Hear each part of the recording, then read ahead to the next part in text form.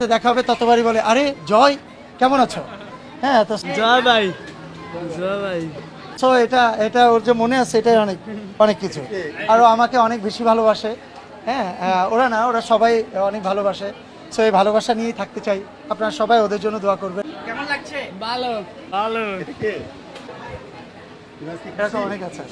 ভালো একটা সময় স্পেন্ড করতে গেলে মনে হয় যে ওদের সঙ্গে করলে হয়তো বা ভালো লাগবে। আমি সেই জায়গাটাই আমার বাচ্চাকে গ্রো করতে চাই। ইভেন আমি আমার বন্ধুদেরকে সবসময় ইনভাইট করি। আজকে আমার সব বন্ধুরা আসছে এই জায়গাতে। আমি অনেক হ্যাপি এটার জন্য যে এত সুন্দর একটা জায়গা। আমার মনে হয় আমরা তো সবাই অনেক আনন্দ ফুর্তিতে কাটাই 24টা ঘন্টা। সেখানে যদি একটা ঘন্টায় যদি আমরা এখানে এসে যদি আমার লাইফটাকে উপলব্ধি করতে পারি, সেটা আমাদের লাইফের জন্য অনেক বড় একটা অ্যাচিভমেন্ট। আমার কাছে সেটা মনে হয়। অ্যাকচুয়ালি ব্যতিক্রম উদ্যোগ না, এটা আমার অভ্যাস হয়ে গেছে আর কি, বিষয়টা এরকম আর কি। বিকজ এখানে যেটা আসছেন আপনি এফএমএস, যেটা আমাদের এটা হচ্ছে আমাদের খুব কাছের মানুষগুলা যারা পিছনে দেখছেন, খুব ভালোবাসার মানুষেরা। সো এদের সাথে আজকে 6 বছর ধরে আমার সম্পর্ক, এটা আমার অভ্যাসে পরিণত হয়েছে যে আমার কোনো ভালো দিনগুলা বা সেক্ষেত্রে আমি মনে হয় আমার মতো করে আমার বাচ্চাও তার লাইফে এরকম কিছু একটা অভ্যাস হোক। আজকে 2 বছর পূর্ণ হচ্ছে আমার বাচ্চার। 20 বছর যখন পূর্ণ হবে আমার মনে হয় তাদের সঙ্গেই আবার এসে তারা সারাটা দিন কাটাবে। সো আমার মনে হয় তারা যখন একসাথে কাটাবে, একসাথে স্পেন্ড করবে, দুজনের ভিতরে ভালো লাগাটা কাজ করবে। ওরাও যেমন আজকে আনন্দের সঙ্গে সবাইকে আমাদেরকে পেয়ে, আমাদের সব আর্টিস্টরা, আমার সব বন্ধুরা আসছে, সবাইকে পেয়ে অনেক আনন্দিত। হয়তো সারা মাস বা 2 মাস 1 মাস পরেও এরকম আনন্দিত হয় না। আবার সেম টাইম আমার বাচ্চা এত মানুষ দেখে ওদের সঙ্গে ওদের ভালোবাসা পেয়েও সেও অনেক বেশি আনন্দিত।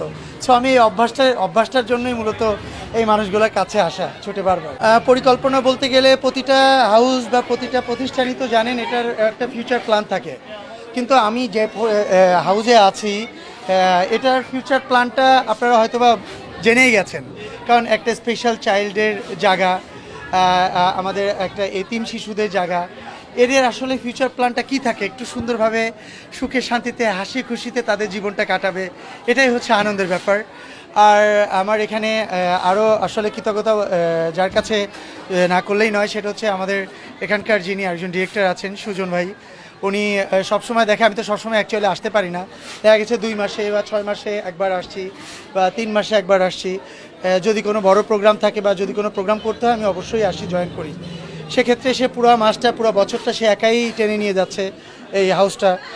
সেখানে আমার যে চাইল্ড যারা আছেন এখন 100+ আছে, এদের বাবা মার নাম শুনেছে, অনেকে জানে না বাবা মা কোথায় আছে, অনেকে স্পেশাল চাইল্ড আছে, তাদেরও সেম কন্ডিশন।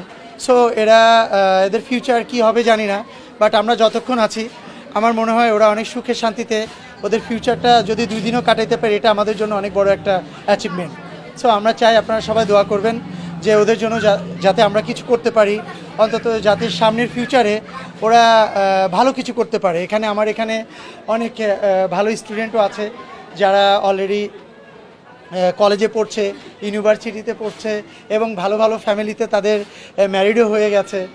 সো এটাও আমাদের জন্য অনেক বড় একটা অ্যাচিভমেন্ট। এটার মূল কৃতিত্ব মূলত আমার ভাই সুজন ভাই, যিনি এটা ডিরেক্টর।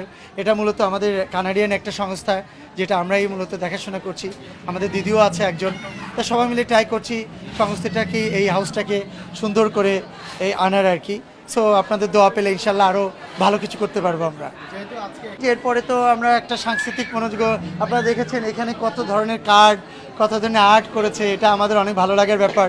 এরপরে ওরা অনেক নাচ উঠিয়ে রেখেছে, গান শোনাবে। এই 2-4 ঘন্টা ওদের একটু এন্টারটেইনই দিব, আমরা একটু ওদের সঙ্গে একটু টাইম স্পেন্ড করব। সো এরকম কয়েকটা পরিকল্পনা আছে আর কি। এখন আমরা লাঞ্চ করব, এরপর আমরা কেক কাটবো আজমানের। একটু আগে দোয়া মাহফিল করেছি। সো ইনশাল্লাহ সারাটা দিন আমরা চেষ্টা করব ওদেরকে ঘিরেই থাকার জন্য। তাদের প্রত্যেকের কাছে আমার মুখস্থ, তবে আমার কাছে একজন আবদুল্লাহ না, রাতুল আছে। সে আমাকে যতবার দেখা হবে ততবারই আরে জয় ভাই কেমন আছো। হ্যাঁ, তো সো সে যে মনে রাখে। আর প্রতিবারই আমি যখন আসি তখন যাকে যাকে আনি না আমি, তখন সে বারবার জিজ্ঞেস করে, এরকম সবাই জিজ্ঞেস করে ইনি কেন আসে নাই, উনি কেন আসে নাই। আমার আরও কো আর্টিস্ট যারা আছে তাদের কথা জিজ্ঞেস করে যে একদিন অপু আপুকে নিয়ে আসেন, একদিন পরীকে নিয়ে আসেন, একদিন মাহিকে নিয়ে আসেন, এরকম বলতেই থাকে। সো এরা মানসিকভাবে যে এতটা গ্রো করেছে, সবাইকে নামে মুখস্থ করে রেখেছে। এই যে রাতুল, ও আমি যতবার আমার সাথে, থ্যাংক ইউ সো মাচ।